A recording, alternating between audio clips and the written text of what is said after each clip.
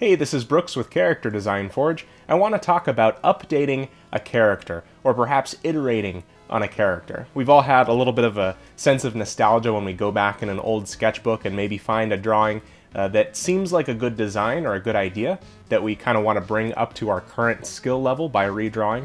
Or perhaps we want to iterate on a character because we're having some trouble really nailing the design for what we want it to be or what it needs to be. So I have for you some do's and don'ts when it comes to updating a character. The first one is a don't, which is don't update your character too often or just for the sake of it.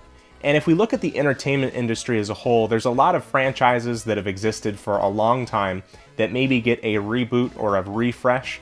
And a lot of times we'll see these companies try to update a design that was good to begin with just for the sake of it. In these cases, you might have an executive stepping in and saying, well, this new design needs to be hip and modern and appeal to a younger generation. And what ends up happening in that case is that you'll have a character that just ends up looking trendy. So you look at Crash Bandicoot from the PlayStation era into the Activision-owned Crash Bandicoot with the Crash of the Titans, where he's just kind of got some tribal tattoos for the sake of it. A classic example of this update that ends up just coming off really trendy is the Lunatics Unleashed designs, and this was an animated series that starred the Looney Tunes, but the designs were sharp and graphic and just really came off trying to be edgy. So we can jump over to a do. Do try to improve your character where your own artistic skills have improved. So maybe since this older drawing you've improved in construction, anatomy, perspective, definitely try and bring that over into a new design of the character. It's a lot of fun to sort of put them side to side and say, well, this was me from a few years ago, and this is me now. Next up is another don't. Don't add unnecessary detail or fluff. And looking back at the entertainment industry, a lot of times we'll have jumps in what's possible to display in graphics, whether it's CGI, or better resolution in video games. But here's where that classic Jurassic Park line from Ian Malcolm fits so perfectly. Your scientists were so preoccupied with whether or not they could, they didn't stop to think if they should. It's so dense, every single image has so many things going on.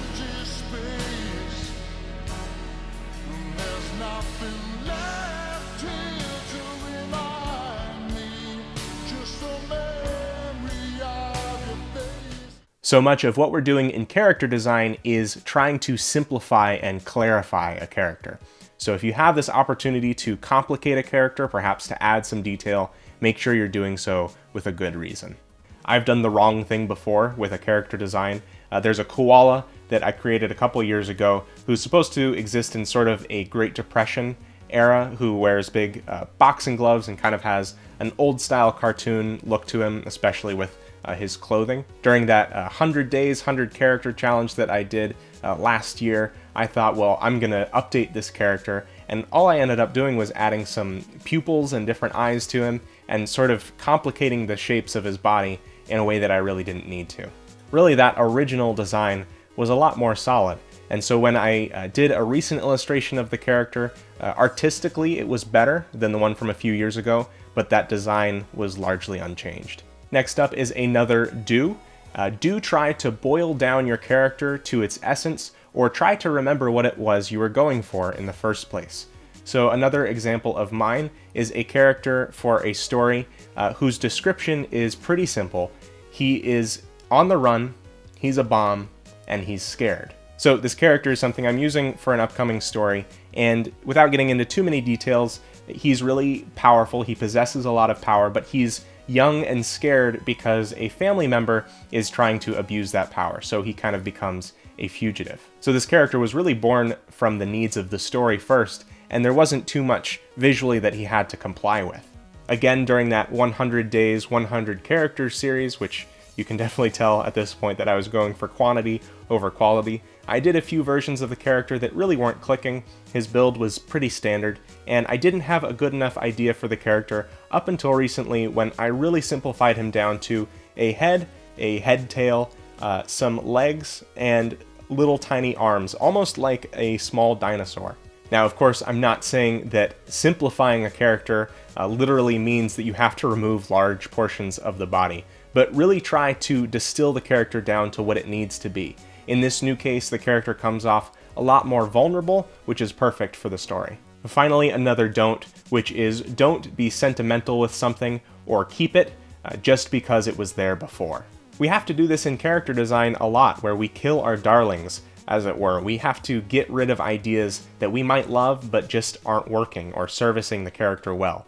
When it comes to updating an older character, we may not realize that we are constraining ourselves to the old design, and in these cases we really have to think outside the box.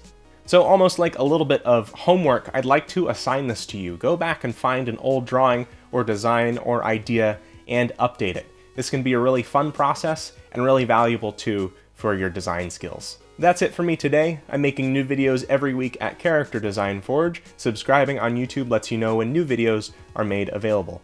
Over on my Patreon page, which is at patreon.com/bageldenizen, there are exclusive videos like these just for Patreon supporters. So I've recently relaunched this page. So far I have a video that's a time-lapse of a few drawings with some commentary, and then the one before that is one on flaws. So in my videos about likable characters, we talked about one of the things that can help a character be likable is by adding flaws. So we talk about what some good and bad flaws are to give to a character. My course, Learn Character Design, is a comprehensive character design curriculum. Head over to learncharacterdesign.com to find out more. I've also got a new standalone course that sort of supplements the Learn Character Design course called Designing Game Characters, which will be out in the next few months.